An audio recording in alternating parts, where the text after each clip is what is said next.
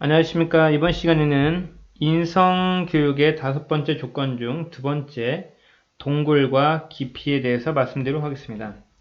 일단 동굴과 깊이라는 것은 아무래도 우리가 현 사회에서 아이들이 갖고 있어야 될 중요한 역할 중에 하나인데요. 동굴이라는 것은 예상하듯이 어떤 깊이 빠져드는, 즉 자기만의 공간을 이야기할 수 있는 거죠. 대체적으로 우리가 말하는 사색 공간이라고 이야기합니다.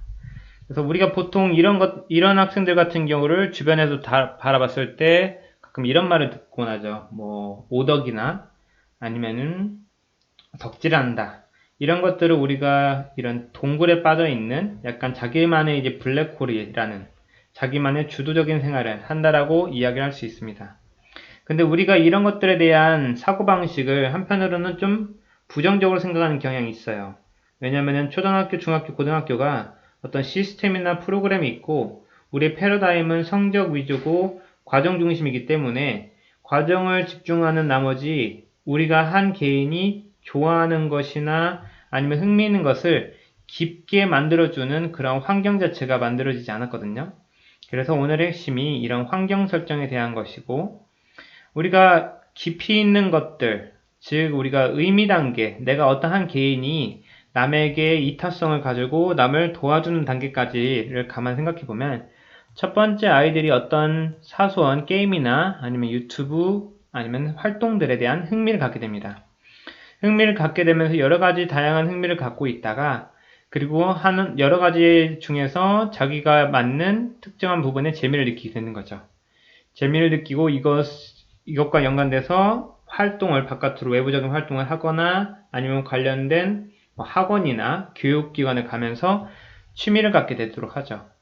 근데 이 취미라는 것이 어떤 자기와 딱 맞아 떨어지고 시간이나 장소, 자기만의 사색 공간이나 제대로 된 환경을 만나서 그 취미가 탐미, 즉 자기가 생각하는 것에 대해서 탐닉할 수 있는, 빠져들 수 있는 그런 단계에 이릅니다. 그런 빠져드는 단계에서 나이가 거듭되고 계속 꾸준히 반복 훈련이 연속되고 그러면서 남에게 어떠한 자기가 갖고 있는 특기로 남에게 기여를 한다라고 느낌을 들 때 우리가 이것을 의미의 단계에 있는 자아가 올바르게 형성된 개인이라고 볼 수 있는 거죠. 그랬을 때 이 환경 설정에 대해서 말씀드리면 첫 번째 slow nurture입니다. 천천히 양육을 하는 방식인데 이렇게 빠른 사회 속에서 천천히 양육한다는 것이 어떤 부모들에게는 불안감을 줄 수 있지만 그렇기 때문에 또 한편으로 중요한 것은 일관성이라는 거죠. 그리고 이제 RT라고 해서 Response Teaching이라고 합니다. 학생이 지금 자기 나름대로의 패턴과 속도와 자기의 흥미에 맞게 열심히 살아가고 있는데 거기에 대해서 Response, 반응을 하면서 가르치는 거죠. 학생이 필요한 부분에 대해서 뭐 잡지나 신문 아니면 다양한 정보를 제공하거나 아니면 활동들을 좀 더 독려하기 위해서 다양한 활동을 시간적 장소 혹은 뭐 멘토 등의 많은 환경들을 제공한다는 거죠. 이런 환경 같은 경우에 체험이 아무래도 중요한 핵심은 빈도, 숫자가 늘어나야 되는 것과 마찬가지로 질적인, 양적인 것이 동시에 발동됐을 때 그 동굴의 깊이가 깊어지는 겁니다. 근데 한편으로 이런 문제는 뭐 학교의 학습과 연관되어서 뭔가 부모님들이 보기에는 이기적이라고 생각할 수 있는 거죠. 너는 네가 좋아하는 것만 하고 공부는 안 한다. 라고 할 수 있겠지만 위에서도 보시다시피 흥미라는 단계는 결국에는 의미 있는 단계에 이타성을 띠게 될 수밖에 없습니다. 남을 도와주고 자기가 하고 있는 것에 대한 성취감으로 남에게 보답하는 단계이기 때문에 이러한 이기심이라는 것이 결국에는 이타성을 띠기 때문에 그런 것에 대해서는 걱정을 하지 않아도 좋겠고요.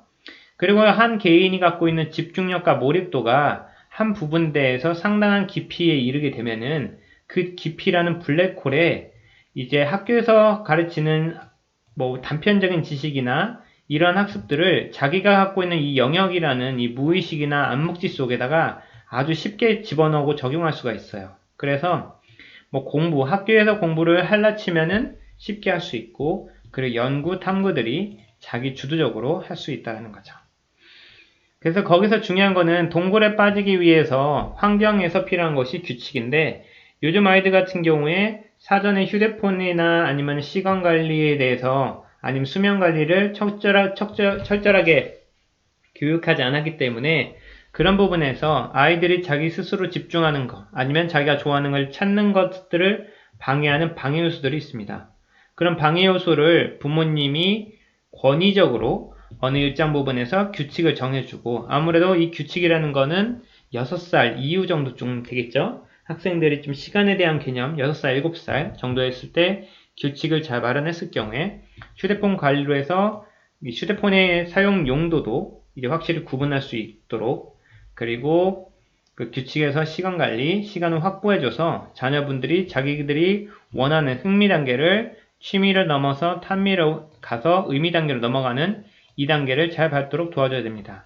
그렇지 않게 되면은 어떤 문제가 발생되냐면은 학생들이 자기 스스로 어떤 방향이 자기에게 올바르고 잘하고 좋아해서 어떤 고등학교에 가서 어떤 동아리 활동을 하고 대학교에 어떤 과를 가야 되는지에 대한 방향성을 불투명하게 만들거든요.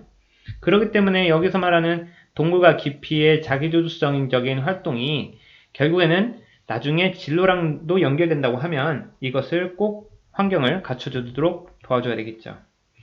그러기 위해서 필요한 부분이 아무래도 자기가 자기 스스로 시행착오를 겪게끔 방황하게끔 만들면서 그 스스로한테도 회복탄력성을 키우고 그 과정 속에서 창의력과 연결을 통해서 그리고 자기를 되돌아보는 자기 반성적인 것, 그러면서 자기가 스스로가 부족한 부분을 부모로부터 환경을 좀 더 롤모델이나 아니면 자기에게 필요한 것들을 요청했을 때 여러분들이 부모님들께서 이것을 잘 제공해 준다면 아이들이 단순하게 일회성적인 만족, 그리고 단편적인 경험, 학교에서 말하는 그런 단순한 공부, 그냥 소비 위주의 이런 만족들, 즉각적인 보상, 게임이나 이런 유튜브의 도파민 중독에서 빠지지 않고 자녀 스스로 자기만의 동굴을 형성하여 좋은 진로, 자기가 원하는 것으로 직업과 연결지을 수 있습니다.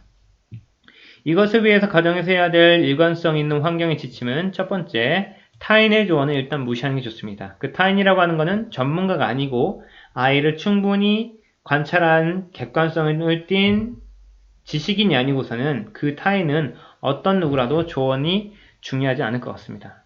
두 번째, 부모님께서는 자녀가 자녀의 동굴의 깊이를 더하는 때 개입하거나 간섭하는 게 아니라 부모 역시도 자기 개발에 힘쓰면 부모 스스로가 자녀에게 보여지는 롤모델이 되기 때문에 부모 역시도 자기 개발에 힘쓰면 좋겠고, 자녀들에 대해서 공감대를 얻기 위해서는 분명히 자녀가 갖고 있는 흥미도가 있는 부분에 대해서 부모님 역시도 지식을 갖고 있으면 좋겠죠.